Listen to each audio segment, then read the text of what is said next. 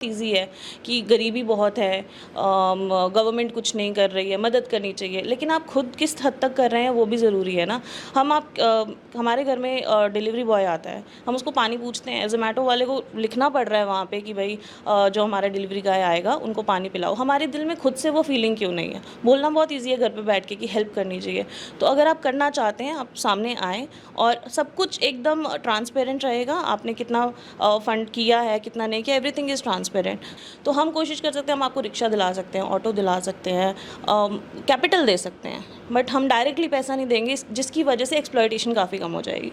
So this is the difference between other NGOs and channel 22।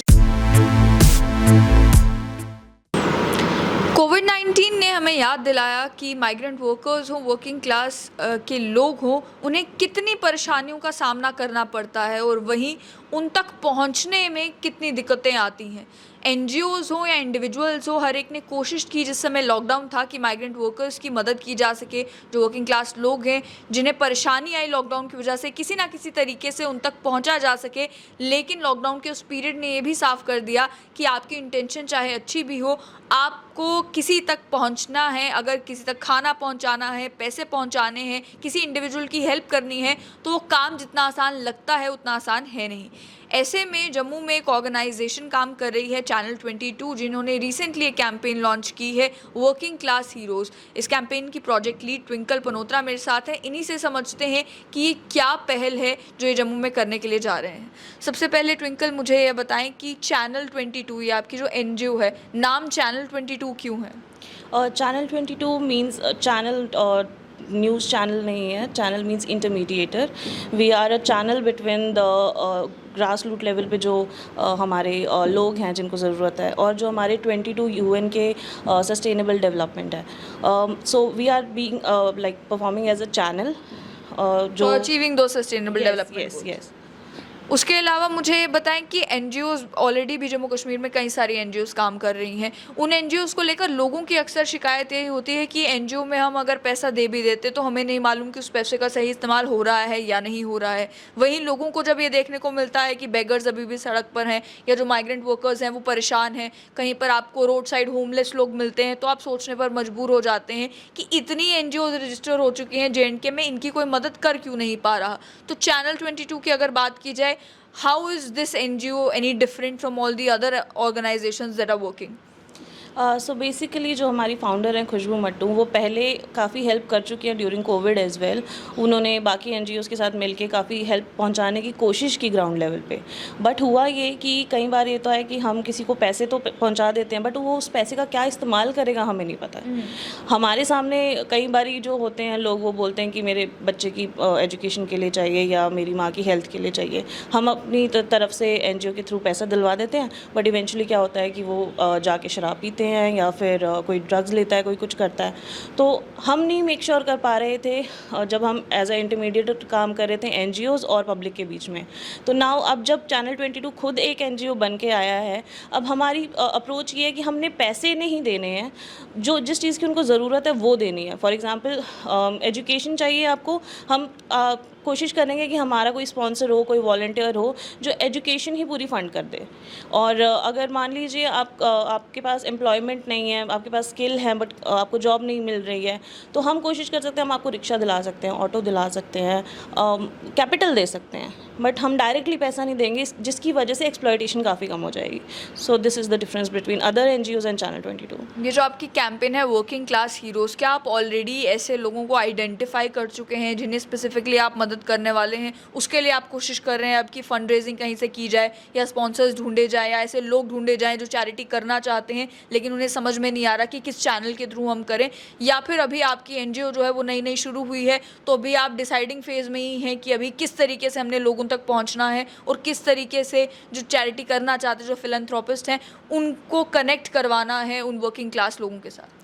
So first of all ज़्यादा time नहीं हुआ है NGO को, लेकिन स्टिल हमने काफ़ी हद तक डिफरेंट सेक्टर्स से स्टोरीज़ कवर करने की कोशिश की है। ग्राउंड लेवल पे जाके खुद हमने धूप में घूम घूम के स्टोरीज़ कवर करने की कोशिश की है, लोगों से बात की है।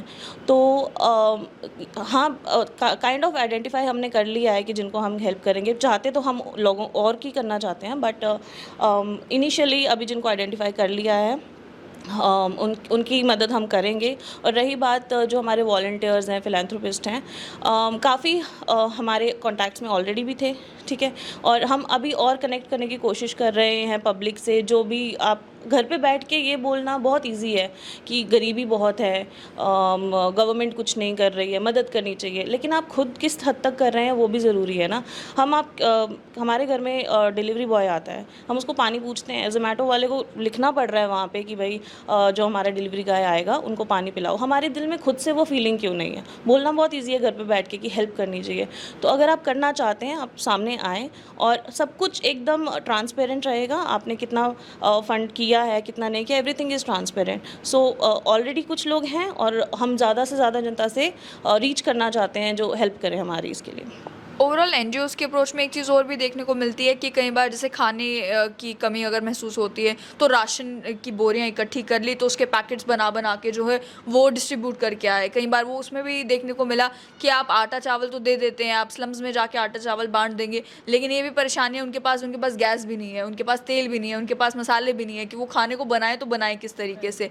तो कई जगहों पर ये देखने को मिलता है कि जो वुमेन्स हेल्थ के ऊपर काम कर रही हैं एनजीओज़, वो सैनिटरी नैपकिन्स जो है वो एक ही स्लम में जाकर बांट के आ जाएंगे। ये वन टाइम हेल्प जो आप कर देते हैं, उसके बाद ये माना जाता है कि वो लोग भी डिपेंडेंट हो जाते हैं कि कोई ना कोई तो आकर हमारी मदद कर ही देगा। तो वो जिस तरीके से मेहनत करने की ज़रूरत होती है वो करते नहीं, और मदद क्योंकि या तो एक बार मिलेगी या तो 2 बार मिलेगी, तो उससे वो जो है इंडिपेंडेंस भी कहीं पर क्रिएट नहीं होती कि आप किसी के ऊपर डिपेंडेंट नहीं है कि कोई आपकी मदद करे, आप खुद भी लाइफ में जो है वो बेहतर हो सके। तो उस मामले में क्या आपकी अप्रोच रहेगी कि आप भी इस तरीके से बल्क में आपने एक स्लम या आइडियली चुन लिया या एक एरिया आइडियली चुन लिया, तो उसी एरिया में आपने जाके लोगों की मदद कर दी, या आपकी अप्रोच थोड़ी डिफरेंट होगी?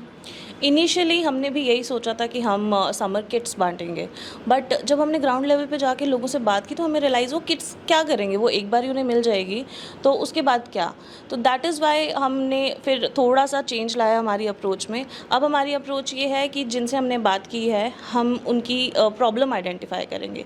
आप चैनल 22 के सोशल मीडिया हैंडल पे जाके देखिए, वेबसाइट पे जाके देखिए, जितनी भी हमने स्टोरीज़ डाली हैं हम उनके साथ कांस्टेंट टच में भी हैं। अब हमने उनके घर में जाके या जहाँ पे भी वो रहते हैं वहाँ पे क्रॉस चेक भी करना है, सो दैट कई बार होता है कुछ लोग प्रिटेंड भी करते हैं। अब हमने बहुत सारी एक दिल्ली की एक न्यूज़ है, वो 1 रुपए की थाली देते हैं। हम अगर जम्मू में ऐसा करने की सोच भी रहे थे, बट प्रॉब्लम ये है कि हमें कैसे पता चलेगा कि जो थाली लेकर गया है वो कहीं कोई एक नॉर्मल कॉलेज स्टूडेंट तो नहीं था। हम तो हेल्प उनकी करना चाहते हैं जो होमलेस हैं, बट उसमें काफ़ी लूप होल्स आ जाते हैं। दैट इज़ वाई हम चाहते हैं कि जिनके साथ हमने कनेक्ट किया है हम उनकी ज़्यादा से ज़्यादा हेल्प कर सकें। एक बार ही हम उनको खाना दे देंगे, नेक्स्ट टाइम कौन देगा उन्हें? तो उनको इंडिपेंडेंट बनाना हमारी मेन प्रायोरिटी है। That is our main approach कि डिपेंडेंट नहीं बनाना है। अब जैसे आपने कहा कि राशन दे आते हैं पर चूल्हा ही नहीं होता बनाने के लिए, तो हमारी अप्रोच ये है कि हम चूल्हा भी दें, ठीक है, और राशन कमाने के लिए उनको मोटिवेट करें। आपकी एनजीओ के साथ अभी कितने लोग जुड़े हैं, और साथ ही में किस हद तक आपका काम जो है वो शुरू हो चुका है लोगों की मदद करने का, या अभी क्योंकि एनजीओ नई है तो अभी प्लानिंग स्टेजेस ही हैं? अभी हमारी एक छोटी सी टीम फॉर्म हुई है। हम कोशिश कर रहे हैं ज़्यादा से ज़्यादा लोगों को अपने साथ जोड़ने की। और रही बात हमारी जो रीच है, we are trying to reach maximum people. आइए आप please join hands with us and help us out. And अभी इनिशियल स्टेज है, बट आई बिलीव कि जो भी स्पीड जा रही है इट्स वेल।